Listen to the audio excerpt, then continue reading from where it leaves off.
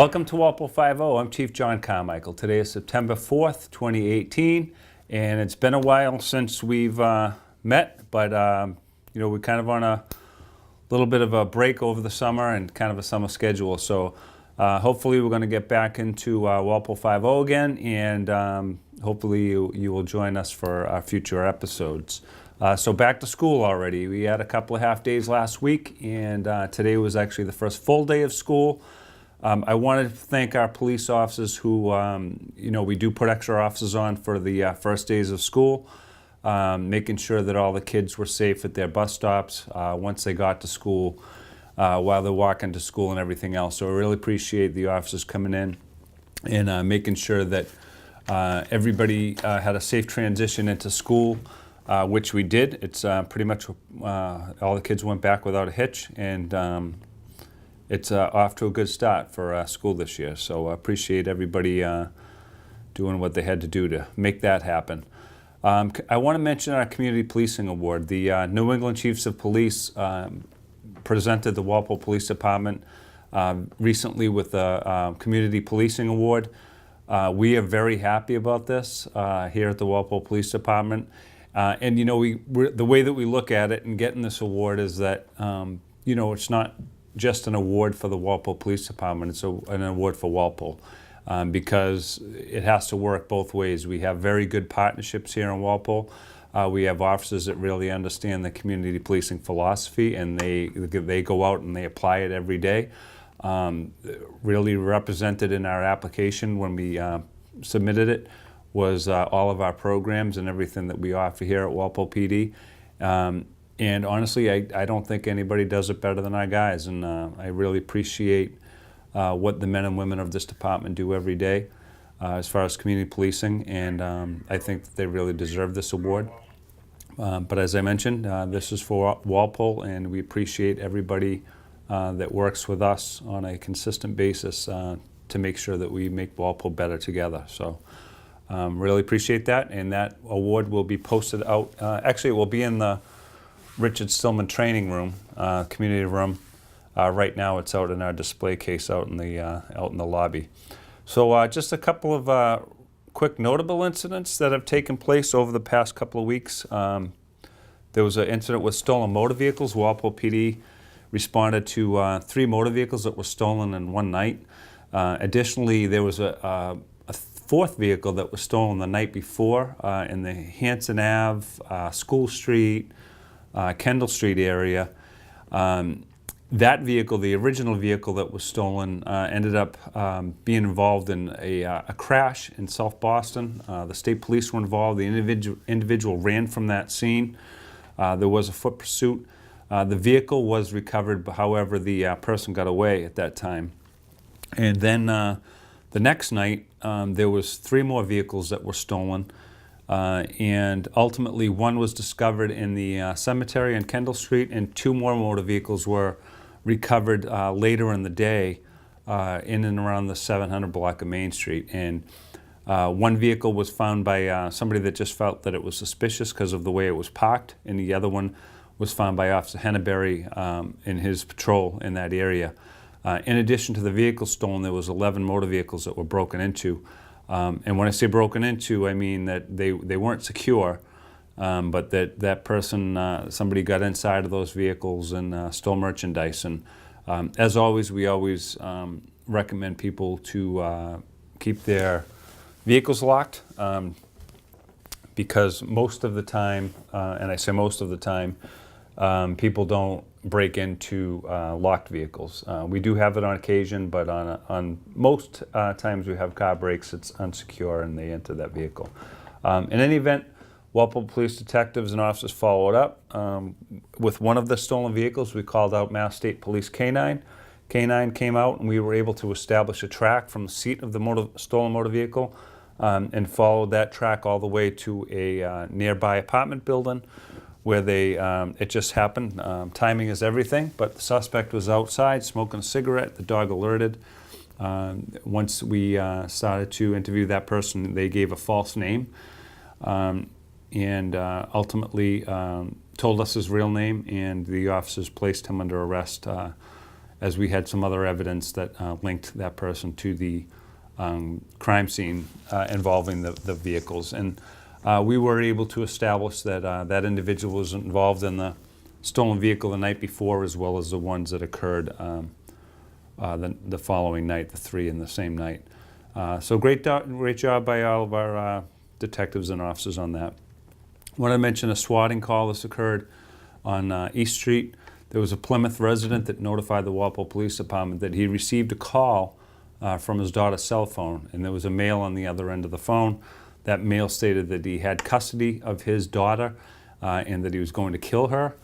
Obviously, this very concerned parent notified the Walpole Police Department as the daughter lives in Walpole, and we were able to respond to that location and have everybody come out of the house. And at some point we were able to determine that the call was a hoax, and that there was nobody that was really in danger.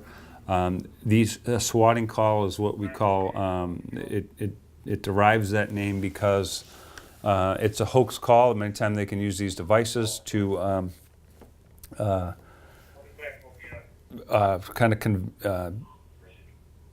act as if the phone is coming from a different number. I'm not looking, not sure what my word is. I'm trying to find here, but in any event, they have these devices that can show the number, and that's what happened in this case. His daughter's number showed up. He believed that's where it was coming from, but what we find out is that these calls are hoaxes, but what they are is to determine or to spark a response from like SWAT teams and that type of thing. And this very much could have if everybody didn't come out and we were able to quickly establish that this was a hoax. These are very dangerous situations, where people are placed in danger by the police because we don't know what we're responding to. They're absolutely shocked when we get there. So for so many reasons, these things can just go bad. And I appreciate the officers and how they handled it, and I appreciate the residents as well for how they handled it. And hopefully the investigation will continue with this, and we can try and find who's responsible. It's very difficult because of the way these phone calls work and these cell phone devices, and not too often these people are caught. So moving on, there was a death investigation. This occurred at the MBTA lot. Walpole Police and Fire responded. Somebody had found a person that was in the area. We believe that there's no foul play or suggested or anything. There was basically treated as an unattended death. As I mentioned before on Walpole Five-0, we treat unattended deaths, when nobody observes what happened. There's always an investigation that takes place. The district attorney's office notified and so forth. Next case was an arrest. Walpole Police responded to a report of a man. This occurred in the Swan Pond swimming pool area. There was an individual that was reportedly performing a sexual act upon themselves. And they were doing this in front of multiple victims who were identified. Officers did locate this subject, and after obtaining several witness statements, they placed this individual under arrest. This individual resided in that neighborhood. He is a registered level 3 sex offender. The individual was charged with open and gross lewdness, lewd and lascivious acts. Detectives and officers on scene were able to obtain a cell phone. That cell phone did contain digital evidence that would suggest other incidents occurred and at that location. So the ongoing investigation occurs with that. There will be probably more charges that will stem from this investigation. Ultimately, we also did a search warrant at that location. Not at the pool area, but at the suspect's residence. We did seize computer and other digital evidence. Because of the dynamics of this case, we did involve the Department of Homeland Security, who gets involved because the contents of the computer revealed some other crimes that we could apply at the federal level. and as a result, that will be forthcoming as well. Next case, larceny from a motor vehicle. This occurred up on Route 1A. Overnight worker had objects taken from their motor vehicle. This Officer Powers is investigating that. An arrest. So I've mentioned before we do warrant sweeps once in a while. We are obligated to arrest people that have outstanding warrants for them and bring them before the court. We did a warrant sweep. There was a 29-year-old male from East Walpole that was arrested.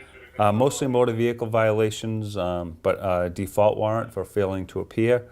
As a result of the warrant sweep, a 31-year-old female from East Walpole was also arrested. Again, motor vehicle defaults.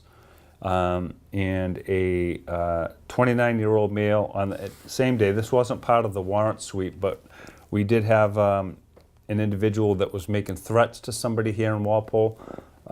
Threats to kill, that type of thing. And this was an ongoing harassment where we were able to help this person get harassment prevention orders, restraining orders. All of that stuff was just ignored. And as a result, during our investigation of this case, this individual was arrested. I believe it was for gun charges up in New Hampshire. While they had that person in custody, they notified us that they had them in custody. Here in Walpole, out of our court, we were able to get an extradition warrant. So our detectives went up to New Hampshire and brought that person back and charged them and booked them here at the Walpole Police Department. An intruder person reports there was someone in their backyard. Officers Bethany and Lagoa, they went there and they served somebody with an order. On August 22nd, an arrest. This was for an assault and battery dangerous weapon. Also had the additional charge of attempted murder. Walpole Police Department responded to Sector 2 at a residence. There was some type of a disturbance that was taking place when the officers arrived. The first officer on scene reported that he observed a man with a hammer. This man actually ended up being the victim. However, he was ordered out of the home, quickly placed in handcuffs until they could figure out what was happening. He was rendered first aid. It turns out that the person that had the hammer was the person that was actually struck in the head by the hammer from the suspect who was involved. These people knew each other, and as a result, there was a 30-year-old female that was arrested, and as I mentioned, charged with assault and battery dangerous weapon, i.e. the hammer, and attempted murder for the way and manner in which this was carried out. And also an arrest, shoplifting on Route 1. There was a 65-year-old female that was arrested. Larceny of $200 worth of merchandise was taken from this location. Also, as part of the officer's investigation, learned that this suspect also had a stolen EBT card and was using the EBT card as well as credit cards fraudulently, and was subsequently charged with that as well. Report of a larceny. There was an individual victim from East Walpole reports a series of coins that were stolen from their home. However, the individual didn't have a nailed down time frame, so this case is under investigation in an attempt to locate those coins. Bolo, be on the lookout for an erratic operator. This was located on Route 1. It turns out that these two people were just arguing. Both people were spoken to and sent on their way. On August 26th, an arrest. So this is stemmed from Hercules Plaza, which is technically in Foxborough, but the back side of the building and the rear parking lots are in Walpole. There was a tenant there that was working for a stadium event and had control of the parking lot and had been parking vehicles there throughout the night. During that time, he accumulated about $5,000 in cash, kept that cash inside of the motor vehicle for safekeeping, and at some point, an individual walked up, got into the motor vehicle and stole the vehicle. Not too long afterwards, Officer Henneberry stopped. He observed that vehicle on Route 1A near the Aggie. He executed a motor vehicle stop. He did conduct what we call a felony stop. Found the 22-year-old Needham resident operating that vehicle who was severely intoxicated, had been leaving the stadium event, and as a result, for whatever reason, that person stole the motor vehicle with the $5,000 cash inside. And as a result, that individual was arrested for OUI and receiving a stolen motor vehicle. Really great job by Officer Henneberry on that. And the bolo went out from the state police, and Officer Henneberry seeing that vehicle and stopping it, making the arrest. On August 28th, an arrest, Officer Doherty, he was checking on a suspicious motor vehicle on Polly Lane, the Bird Park lot, the dirt lot there. While doing so, he discovered a 33-year-old male that was inside of a vehicle smoking marijuana, and also had Suboxone in the vehicle without a prescription, Suboxone being an antagonist for drugs such as opiates, heroin and that type of thing. But however, you do still need a prescription for that drug. That individual was arrested for possession of Class B and subsequently removed from the road as well for using Suboxone and smoking marijuana on a motor vehicle, which leads to OUI. Great job by Officer Doherty in making sure that that person didn't drive off and hurt or kill somebody else or himself. Motor vehicles broken into. This was up at Rodman Arena on Route 1. Several motor vehicles were broken into in that area. That location there in the past has had, and part of it is its proximity to Route 1, has vehicles broken into on occasion. And in this case here, Officer Slavin responded. She took the report, and Detective Benner is going to be investigating. A fraud, a victim of a phone scam. They paid $1,000 to an unknown party. Officer Slavin is also investigating this report. A larceny. Person in the station reported a past larceny, so it was about a week prior. This was up on Hunter Lane. It was a builder that was reporting some plumbing and lighting fixtures that were still in the boxes were stolen. Officer Henneberry took this report as an investigating. Sex offender compliance checks. As I bring this up once in a while, there's about, it ranges, but right now we have about 58 sex offenders in Walpole, whether they be class 1, 2, or 3, 3 being the most likely to reoffend. And every year, and actually even consistently throughout the year, we do compliance checks. So where the registered sex offenders are, and especially level 2 and 3, we will go out and we will do knock and talks and talk to them and make sure that they're at the location where they say they are when they were booked here, and that everything is up to date as far as their information. And they're not staying at other locations other than their primary address or place of employment.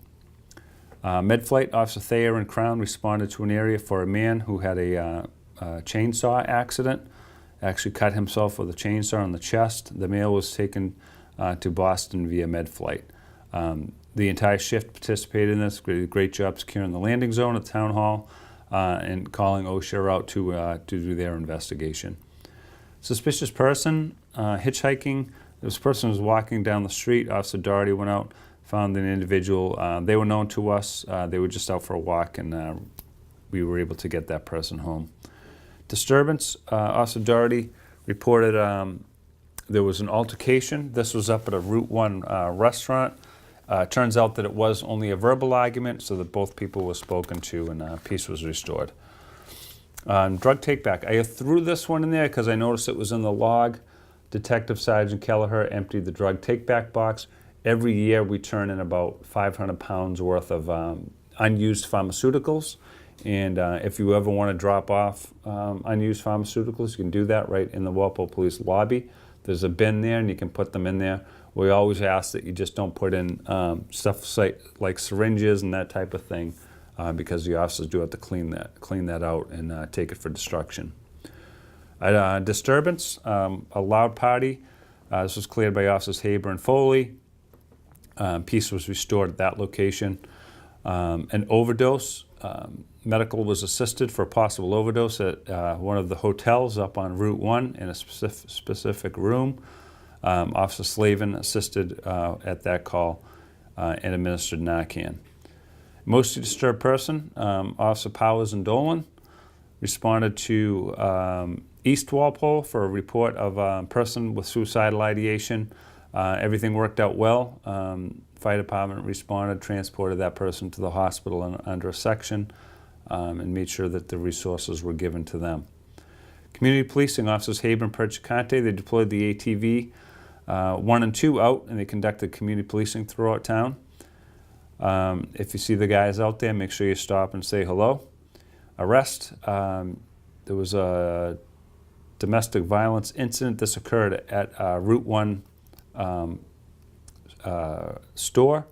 Officer Murphy responded, and there was an altercation with 2 people inside of the store, which became physical, and as a result, a male party from West Roxbury was arrested by Officer Murphy. Domestic, this was a verbal situation, occurred in Sector 1 or East Walpole, just 2 people having a verbal argument, peace restored by Officer Dolan. Report of a few B&Es. These are, we had 3 reports of break-in and enterings into a residence. These occurred up in East Walpole in Sector 1 on the Norwood side, the Norwood line. One person reported that their jewelry box was taken. Some items were stolen, such as rings and jewelry. The neighbor had located 2 men on his security camera. We were able to get some video surveillance of the people that broke into the home. However, it's very grainy, but if you have a chance, take a look at our Facebook page. It's posted on there, and take a good look at the clothing and that type of thing that's worn in those pictures. And if there's any information relative to the 3 B&Es that we had up in that neighborhood, we would appreciate that. Detective Toland, he also responded up there for a separate B&E. There was a smashed back slider in the area. We found out that this resident was away on vacation as well, so that's important. But if you see anything suspicious in these neighborhoods at any time, don't hesitate to call us. We'll check it out. And also, we also have the going away forms. If you do go away on vacation, we'll try our best to keep checks on the house. The officers are very good about that. Noise, complaint from the Summer Street Railroad tracks. Officer Murphy responded, all was quiet on his arrival. Traffic complaint. There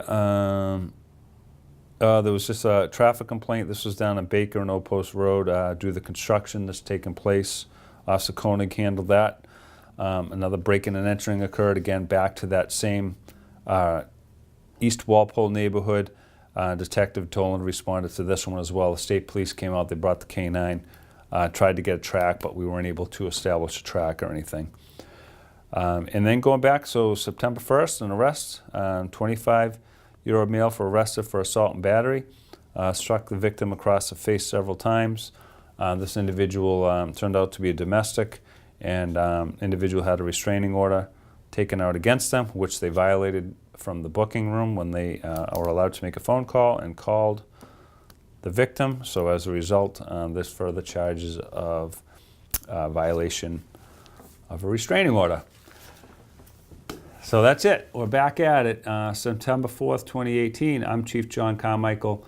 Thank you for joining me with Walpole 5-0, and look forward to keeping the program going here in the near future. So thanks for joining me. Bye-bye.